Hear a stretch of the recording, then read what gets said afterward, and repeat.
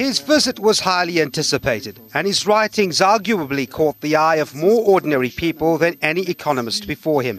Thomas Piketty says transparency about who owns what in South Africa is a good start to narrowing inequality. It is very difficult to have a reasonable democratic conversation about wealth with so little information. So in particular, people talk about BEE policy and their impact, but in fact, there's really very little data on wealth.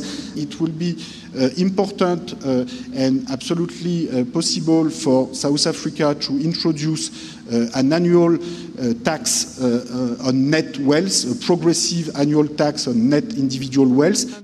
That transparency should extend to multinationals doing business in Africa, he says, and those companies should disclose what they pay in taxes. Piketty said history had proven that market forces on their own would not address inequality. Through a progressive tax, the wealthy will pay more. But to what extent is our own Davis Tax Commission exploring tax alternatives in that direction? Perhaps Professor Piketty was not aware of that. It actually says they must reform the tax system in such a way that it supports the goals of the National Development Programme. And I think that's a pretty sharp focus. So once again, his input will have to be adapted to South African circumstances.